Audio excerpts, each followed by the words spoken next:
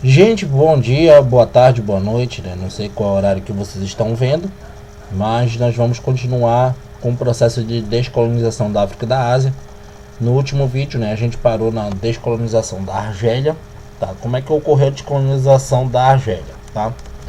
A Argélia, ela fica na parte norte da África, do continente africano, tá? Foi uma colônia organizada pelos franceses, tá? A França que deu todo o aparato organizacional desse território. E querendo ou não, o conflito, né, foi bastante violento. Né? O conflito levou 1 milhão de mortos, tá? Onde foi a Frente de Libertação Nacional, mas a massa muçulmana dos locais, como é norte da África, geralmente está ligada a algumas áreas muçulmanas, tá? Versus a França, né? Mas os colonizadores, o Pieds Moros ou os Pés Pretos, tá? Quem era essa galera aí? Geralmente era os argelianos radicados com franceses de característica católica, ou seja, além de ser um conflito basicamente ligado ao processo de organização do país, era um processo ligado ao processo religioso, tá? Então a gente parte da batalha mais sangrenta, tá? Que é a Batalha de Argel, que é a capital, que foi o maior conflito no ano de 1957, onde levou em torno de 20 mil pessoas à morte, tá?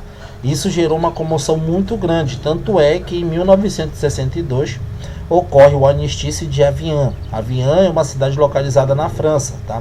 Que reconhece a independência da Argélia sob o comando da FLN, tá? Que é a Frente de Libertação Nacional, que o líder é Ben Bella, é seu principal líder, tá? Detalhe, líder muçulmano, tá? Ou seja, a característica religiosa também vai estar influenciada nesse processo. Tanto é que acaba rapidamente o processo de revolução e chega a uma sociedade completa ligada ao Islã, tá? Agora a gente parte para o Congo, tá? República Democrática do Congo, que fica bem no centro da África, tá? Onde foi uma colônia belga, rica em diamantes, ouro, cobre e outros metais, ou seja, é uma área onde vai gerar muitos conflitos, principalmente pela questão das riquezas, tá? Tanto é que tem vários filmes representando essa área colonizada pela Bélgica, tá? Tanto é que nessa região da Bélgica surgem vários confrontos, tá? Principalmente em Ruanda, que fica aí próximo.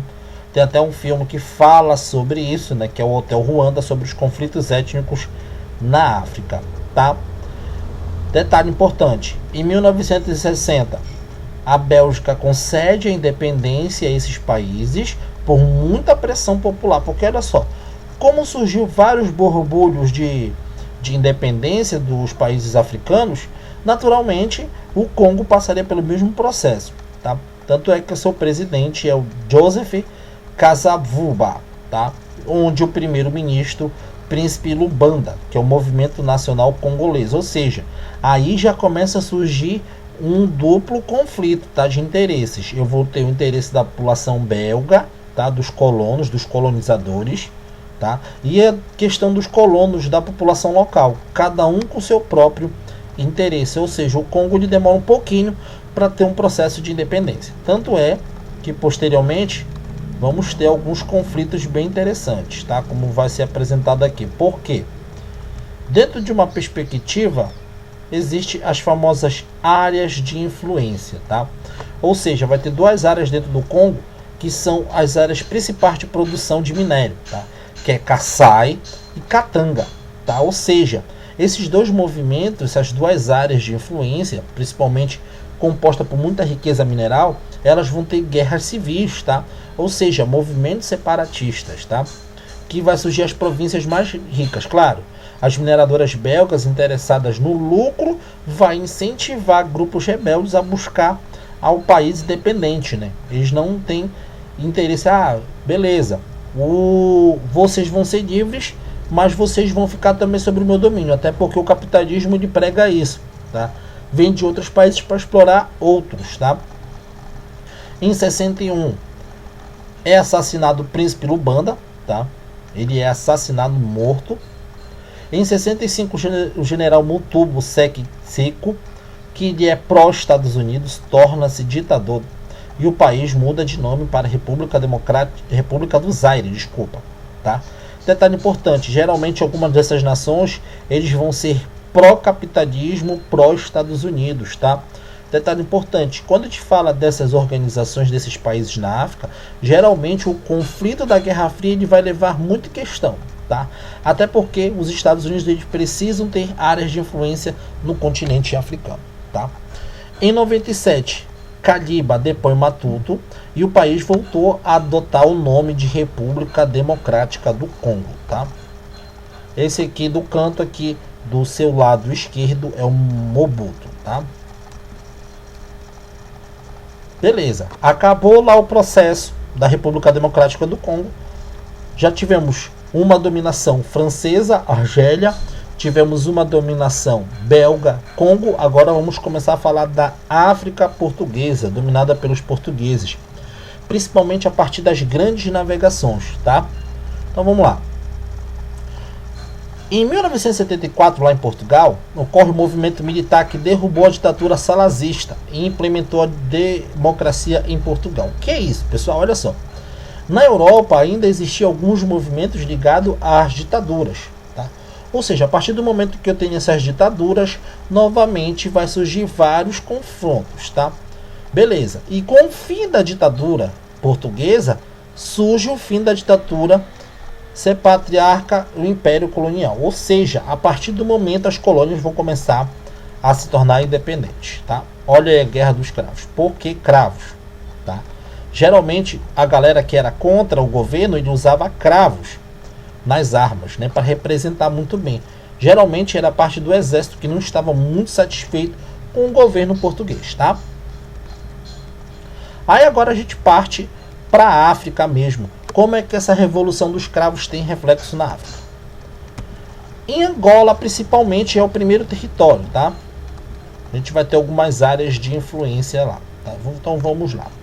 Em 75, Angola é independente, se torna independente através do Tratado de Alvor, tá? Ou seja, é uma área que possui primeiro uma independência, porém no mesmo ano começa a guerra civil entre três etnias. Olha só, geralmente etnia está ligada ao conflito étnico, tá? Ligado à geografia, ligado à história, tá?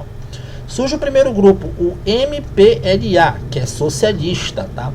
Que é o Agostinho Neto da etnia Cambundo, tá? Olha só, lembre-se bem, falando de etnia, falamos de um grupo diferente, tá? UNITA, capitalista, tá? Jonas Savimbi, tá? Etnia Ovibundu, tá? Apoio dos Estados Unidos e da África do Sul. Claro, tenho Guerra Fria, eu vou ter apoio de quem? Dos Estados Unidos, tá? E a FLNA, tá? Capitalista, dissolvida no final dos anos 70, etnia de Bakogo, tá? Cada um tem uma especificidade, tá? Ou seja, a partir desse momento Angola começa a entrar num processo de guerra, tá?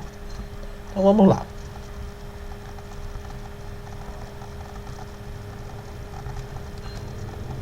Olha aí, tá? José Eduardo dos Santos, o MPLA, assume a presidência, tá? Ou seja, vai começar a organizar os acordos de paz. Tanto é que o acordo de paz é desrespeitado pela UNITA. E a guerra civil prossegue até o ano de 2002, olha só. Ou seja, eu tenho vários momentos de guerra, até porque as etnias queriam assumir o poder. Tanto é que a infraestrutura do país é destruída pela guerra, condições de saneamento e higiene precárias, e a expectativa de vida de 46 anos. Tanto é que o Brasil enviou tropas de apoio às ações da ONU durante os anos 90. Vamos lá. Geralmente o conflito foi o conflito étnico. Tá? Esse conflito é um conflito étnico, não é um conflito pelo poder. Tanto é que ele dura até o ano de 2002. Tá? É um dos estados que demora mais para acabar o seu conflito do processo de independência. Tá? É importante salientar isso. Moçambique. Tá? Moçambique é uma região próxima à África do Sul. Tá? Independência também em 75, o Acordo de Lazuca. Tá? Guerra Civil de 75 a 92, o Frelimo socialista, tá? Uma observação, porque o socialismo africano é diferente do socialismo europeu. E o Renamo capitalista, tá? Somou a Machel, líder do Frelimo, tá? Ele causa uma guerra civil que devasta todo o país, saída de mão de obra qualificada que vai embora, o esgotamento da economia, epidemias de fome, tifo e cólera. Ou seja, geralmente esses países da África que estão envolvidos com guerra, ele tem alguns tipos de doenças que vão dizimar a população rapidamente, tá? E é interessante notar que essas populações que são dizimadas não é pela falta de investimento, mas sim porque a guerra impede do que os alimentos, os remédios e outros utensílios básicos cheguem às populações, tá? Aí olha só, tem o símbolo da Frelimo, tá? Que esse símbolo é interessante, a bandeira vermelha com uma enxada e a metralhadora e uma bíblia. Olha só como é diferente, tá? Por isso que te coloca um socialismo religioso, tá? Coloca até um asterístico, porque ele vai representar características do socialismo que lá na bandeira oficial, lá no onde foi desenvolvida principalmente na União Soviética, que é o foice e o martelo, tá? Que representa o foice, representa a agricultura e o martelo representa a indústria. Aqui é diferente em Moçambique, tá? Aí a gente vem para o caso da Nigéria, tá? A gente vai só iniciar aqui o que é interessante da gente fazer. Nigéria, tá? Nigéria é um local onde tem vários conflitos étnicos, até porque ali é uma região de religiosidade, de etnias diferentes, tá? Por exemplo, principalmente no norte da Nigéria hoje, temos várias religiões ligadas ao Islã, tá? Porque olha só, o Islã não é uma religião única, ele vai se diferenciando de cada continente. Por exemplo, o Islã da Nigéria, ele é diferente do Islã da Ásia Central, tá? É uma ex-colônia da Inglaterra, tá? Que foi independente no ano de 1966, tá? No início teve o crescimento do nacionalismo muito exacerbado, tanto é que em 67 até 70 teve a guerra de Biafra, tá? Que é um movimento separatista, principalmente de uma província rica por petróleo, que é uma economia muito importante, tá? Então o que vai surgir? Como eu falei para vocês anteriormente, as rivalidades étnicas, tá? Que é importante para essa organização do conflito, tá? Tanto é que vai surgir os Bos, que é o Biafra, e o Hausus, etnia majoritária da Nigéria, tá? É o conflito entre essas duas nações. Aproximadamente 2 milhões de mortos, e depois a unidade política precária prejudica por rivalidades étnicas, ou seja, isso acontece até hoje. Várias etnias da África que foram colocadas no mesmo lugar, é interessante de notar, tá? Porque eles foram colocados no mesmo lugar e isso gera alguns conflitos, tá? Então, pessoal, a gente vai parar aqui na questão da África do Sul, tá? Que é uma questão bem mais peculiar. E na próxima a gente volta e apresenta com melhor clareza a questão da descolonização da África e da Ásia partindo da África do Sul, que é um caso específico. Tá bom? Até a próxima.